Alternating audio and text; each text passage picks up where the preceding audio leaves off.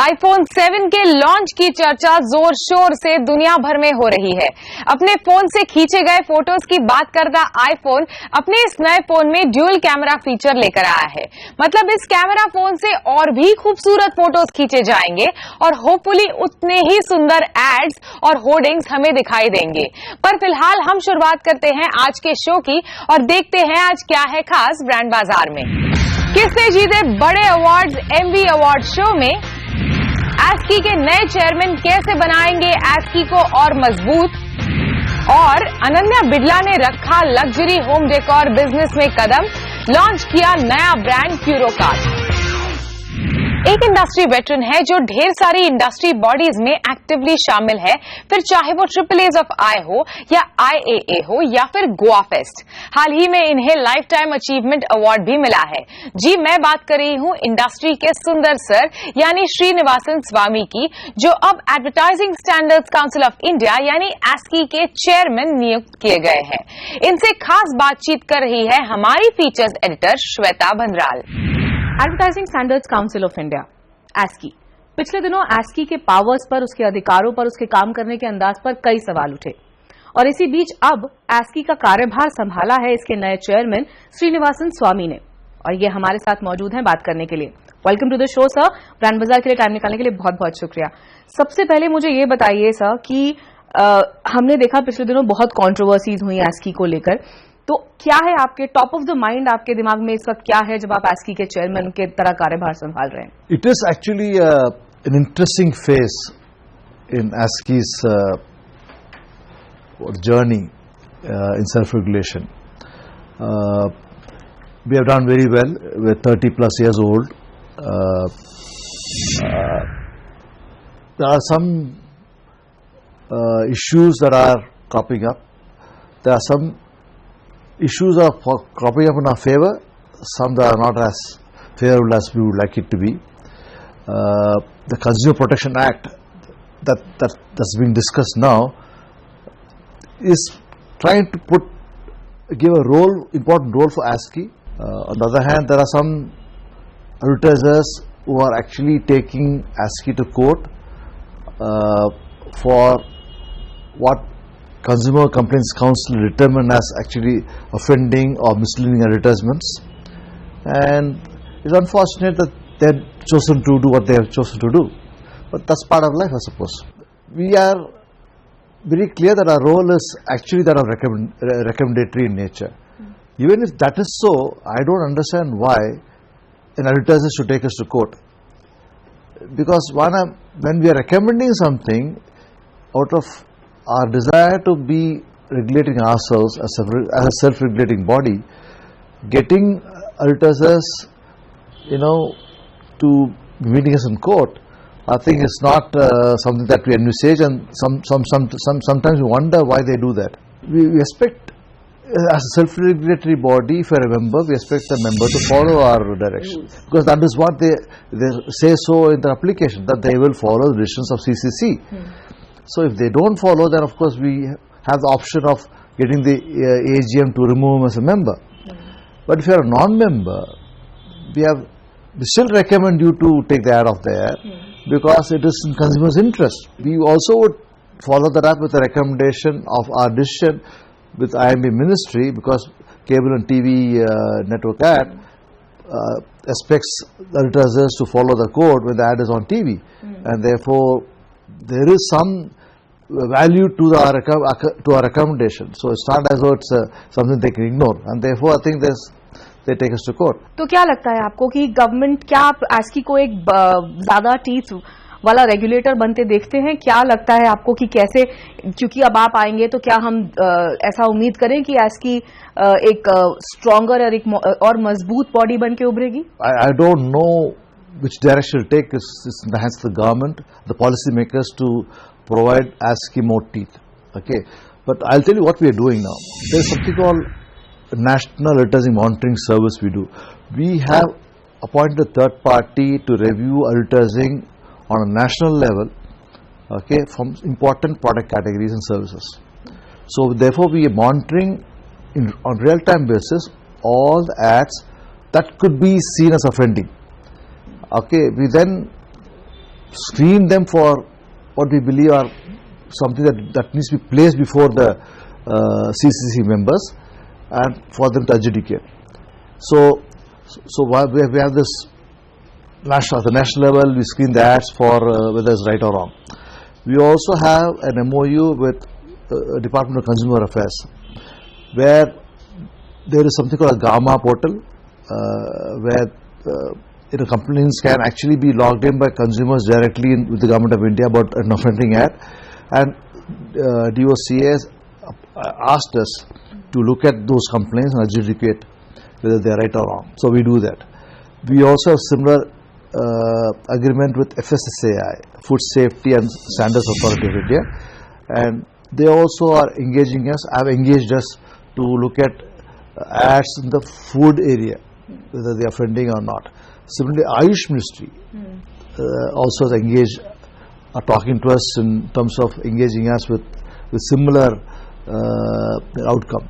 So I'm saying Government of India at various ministry levels are engaging with ASCI to smoke out the so-called offending ads, and then they'll take appropriate action. We'll recommend to them, okay, these are offending ads. We ask them to actually modify or withdraw. They are not done it, therefore whatever action is appropriate to be taken under law, please take. So that's what we are now at this stage today. ASCI में sir हम किस तरह के बदलाव देखेंगे, कैसे वो body और स्ट्रांग होगी, क्या आप करने की सोच रहे हैं? No, actually there is one thing that I think is not understood. Till now our external communication has been focused on consumers to complain to ASCI about any offending ad. Okay, but we want to actually explain to the public at large, the advertisers, the agencies and public at large, the role of CCC. Consumer Complaints Council is actually an independent body which is appointed by the Board of Directors or Board of Governors of ASCI. Majority of these members are from civil society. They are actually consumer activists, doctors, lawyers, educationists and all that. Such people actually adjudicate, and the people who are from the common stream of people, they are not related to advertising. Majority of them look at the advertising and say this ad is not appropriate or this ad is appropriate. So they decide on consumer society, civil society decides. But therefore we want to communicate that as something that ASCI does. हम बात करें पूरी industry की तो काफी कुछ एक साथ चल रहा था. एक तरफ ASCI का मुद्दा चल रहा था, दूसरी तरफ जो इंडोसर्स हैं, जो सेलिब्रिटी इंडोसर्स हैं, उनको लेकर काफी सारी बहस छिड़ी हुई थी. तो इस सब के बारे में आपका क्या कहना है? When we talk about Consumer Protection Act, there is a parliamentary panel that was recommending on something that should be done to celebrities who are promoting ads. They felt that celebrities' endorsements are very, very critical for some of the brands, and because of the influence they wield, they felt that they should also be punished. But I think that they themselves have had a second thought on that, and therefore it is going to be more the advertiser who is actually going to be paying the penalty and not the celebrity. I think some normalcy has come about now. I think they know the real beneficiary is advertiser, not the celebrity, and whatever the celebrity is saying, despite all the due diligence he may do on the brand, it is still the responsibility of the advertiser to get the celebrity to mouth the correct claim. So I think the ball is kind of more or less settled. Lastly, sir, क्या message देना चाहेंगे आप? आपने कार्यभार संभाला है ASCI का, जो एक बहुत ही ज्यादा एसेंशियल बॉडी है, बहुत ही जरूरी है इस इंडस्ट्री के लिए. आपको इंडस्ट्री को आप इस वक्त क्या मैसेज देना चाहेंगे? I think it is an exciting time to be in advertising. People may say advertising agency business undergoing a lot of change and all that. It is that change that makes this industry very exciting. There are new challenges, new media, new opportunities therefore evolve, and there is no other business that is as exciting as this business, because you are not bored at all, because you do multiple things, dealing with multiple clients, multiple problems, and therefore it challenges the intellect constantly, and you're right through enjoying being challenged like that. No other business, I think, uses this variety and this excitement. Be there. Thank you, sir. Thanks a lot. Thank you very much. God bless. Brand बाजार में अभी वक्त है छोटे से break का। Break के बाद देखेंगे क्यों इंडसइंड बैंक जुड़ा पैरालंपिक्स के साथ। वेलकम बैक, आप देख रहे हैं ब्रांड बाजार। ओलंपिक्स के बाद अब रियो में पैरालंपिक्स की धूम है। पैरालंपिक्स में इस साल देश के 19 खिलाड़ी हिस्सा ले रहे हैं। इस इवेंट में देश के खिलाड़ियों को सपोर्ट कर रहा है इंडसइंड बैंक का नया एंथम। जीत का हल्ला नाम के इस एंथम को ब्रांड ने हाल ही में लॉन्च किया है। जीत का हल्ला पैरालंपिक्स में हिस्सा ले रहे खिलाड़ियों की मेहनत को दिखाता है। फिलहाल इस एंथम को डिजिटल प्लेटफॉर्म पर लॉन्च किया गया है और दूसरे प्लेटफॉर्म पर लॉन्च की तैयारी है। खेल नहीं खाता रहम, मैदान नहीं पड़ता नरम, संघर्ष ना होता है कम, तो तालियां क्यों कम। फिर जीत का भी हो हल्ला, गली गली मोहल्ला, गली गली गली मोहल्ला।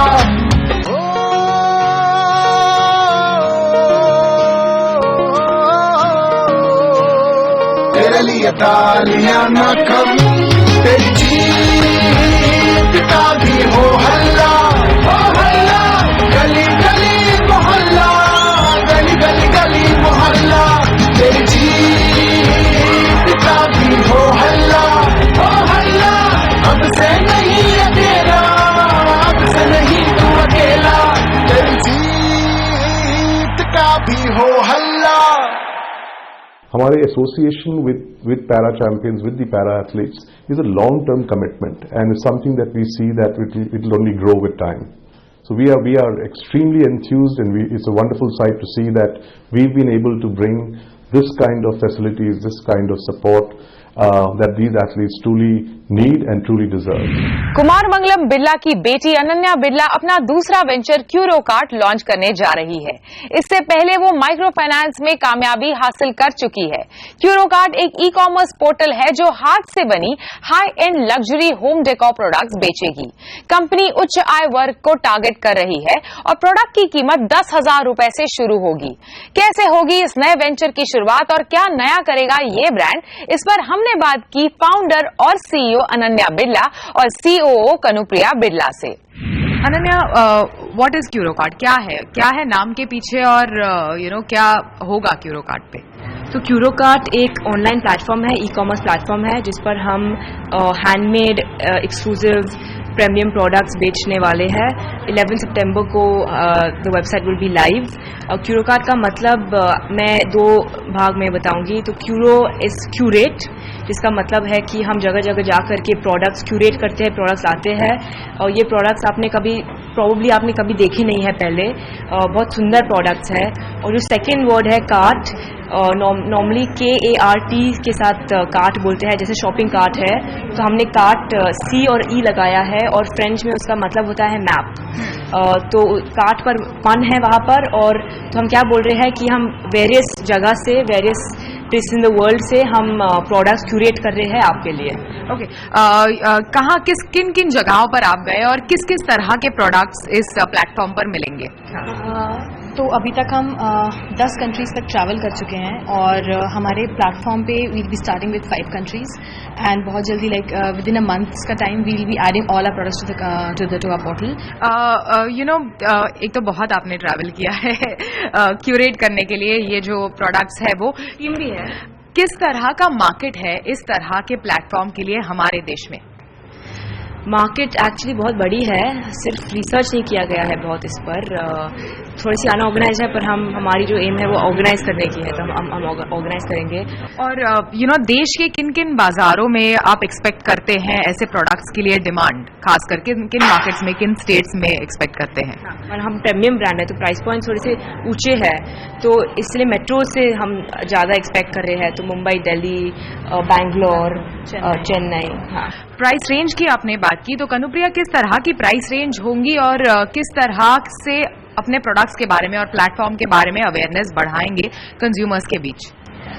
हमारी price range starts from 2500 and it can go as high as 2.5 lakhs to 3 lakhs क्योंकि ये सब कुछ हाथ से बनाया हुआ है, उसमें बहुत ज़्यादा मेहनत जाती है, एक आर्टिसन का बहुत स्किल जाता है, बहुत टाइम जाता है। कई बार ऐसा होता है कि एक पेंटिंग को बनाने में या एक वाज को बनाने में एक महीना लग जाता है। तो keeping all of those in mind the price points are gonna be on the higher side and average price 10 से 12 हज़ार के आसपास रहेगा। आर्ट को देखते हुए सिंस आप क्यूरेटेड प्रोडक्ट्स अपने प्लेटफॉर्म पर लेकर आ रहे हैं, जैसे आपने कहा एक ऑर्गेनाइज्ड मार्केट बनाने की कोशिश कर रहे हैं इस ई कॉमर्स प्लेटफॉर्म के जरिए, तो इससे आर्टिस्ट को किस तरह से रिकग्निशन मिलने में मदद होगी और उन्हें किस तरह का बेनिफिट मिलेगा? तो पहले तो ये आर्टिस्ट, ये जो मेकर्स है, हम मेकर्स उनको बोलते हैं, वो इतने इंटीरियर्स में हैं कि रिकग्निशन नहीं होती है, उनकी सेल्स थोड़ी सी कम रहती है, तो हम डायरेक्टली बल्क में खरीदते हैं उनसे और फिर हम तो वो तो एक हो गया, तो हम ऑब्वियसली उनको we give them remuneration as Kanupriya was mentioning in the press conference. And दूसरी जो बात है कि हमारे इन हाउस डिजाइनर्स है और we collaborate with the makers to make completely new collection, तो उस तरह से उनके जो स्किल सेट है वो भी बढ़ जाते हैं। तो दो तरह की बेनिफिट उनको मिलती है। तो एक तरफ आपने स्वतंत्र माइक्रो फाइनेंस सेटअप किया था और ये कम्प्लीटली डिफरेंट वेंचर है, तो ओवरऑल वो और वहां से यहाँ तक एक तो डिफरेंस है दोनों में, और जर्नी और एवोल्यूशन किस तरह का रहा? तो जर्नी तो बहुत बढ़िया रहा। There were many ups and downs, that's part of anyone who is ambitious, there have been many ups and downs, लेकिन it's very accelerating journey that I have had. बहुत अलग है जैसे आपने कहा, but my love for startups is just I have got a huge love for startups and I truly believe कि to follow your heart, जो दिल में आए वो सर्व करे। और ये मार्केट बहुत पोटेंशियल है ये मार्केट में आने की, और वही था, कुछ और प्लानिंग नहीं की कि मुझे माइक्रो फाइनेंस एक लग्जरी ब्रांड में जाना है, ऐसे कुछ प्लानिंग नहीं हुआ। जो भी मुझे आइडिया पसंद आई, we got an idea and we are just trying to fulfil the mission and vision that we have. Brand बाजार में भी वक्त है एक छोटे से ब्रेक का। ब्रेक के बाद देखेंगे किन एजेंसीज ने जीते बड़े अवार्ड्स एमवीज 2016 में। ब्रांड बाजार में आपका एक बार फिर से स्वागत है। ब्रांड्स की मीडिया में प्रेजेंस, तरीका और उसकी इफेक्टिवनेस के लिए दिए जाने वाले सबसे बड़े अवार्ड एमवीज में इस साल भी माइंडशेयर का जादू छाया रहा। Mindshare media agency of the year award के साथ टॉप पर रही। वहीं HUL ने भी client of the year award जीता और भी कई कैंपेन्स ने बटोरे हैं अवार्ड्स। आइए उन पर डालते हैं एक नजर। ग्रुप एम की एजेंसी माइंडशेयर ने इस साल फिर से एजेंसी ऑफ द ईयर का खिताब जीता। एक ग्रैंड MD, 8 गोल्ड, 18 सिल्वर और 15 ब्रॉन्ज मेडल के साथ माइंडशेयर इस साल की टॉप एजेंसी रही। माइंडशेयर को अपने 5 गोल्ड मिले हिंदुस्तान यूनिलीवर के 6 पैक बैंड कैंपेन के लिए। ये कैंपेन कान लायंस में भी ग्रॉपरी जीत कर आया है और एमवीज में इसे 5 अलग अलग कैटेगरीज में अवार्ड्स मिले। Best media strategy consumer products, best media innovation digital multiple platforms, best media innovation radio, best media innovation digital social media और best media innovation branded content और best use of Bollywood celebrity, इन सभी categories में इस campaign को award मिले। माइंडशेयर को 1 gold मिला बाजीराव मस्तानी के लिए बने अवर मस्त स्ट्रैटेजी फॉर बाजीराव मस्तानी और हिंदुस्तान यूनिलीवर के लाइफ बॉय के लिए बनाए before iftar time it's Lifebuoy time, ये कैंपेन के लिए। और लेज मशीन के लिए भी माइंडशेयर ने 1 गोल्ड जीता। माइंडशेयर का ग्रैंड MV रहा पेप्सी को इंडिया के लिए व्हेन कंज्यूमर्स बिकेम को मार्केटर्स इस कैंपेन के लिए। Every single aspect, not you, anybody, but people who are working on the business on every single time. So I have to say so much of thanks. I look like a word of thanks right now to my people, right? It's a fantastic feeling, fabulous feeling, and I thank my team for this endeavor. लोडस्टार UM number 2 पर रही और इस agency ने 6 gold medals जीते और Maxis ने number 3 पर इस साल 4 गोल्ड मेडल्स जीते। इस साल के एमवीज में क्लाइंट ऑफ द ईयर मिला हिंदुस्तान यूनिलीवर को। इस साल M20 का 16वां साल था और इस अवार्ड शो में कई मीडिया एजेंसीज का भरपूर प्रेजेंस रहा। आपको हमारा आज का शो कैसा लगा आप हमें लिख सकते हैं और हमें ट्विटर पर भी फॉलो कर सकते हैं आवाज वीवी पर। फिर मिलेंगे अगले हफ्ते इसी दिन इसी समय सिर्फ CNBC आवाज पर।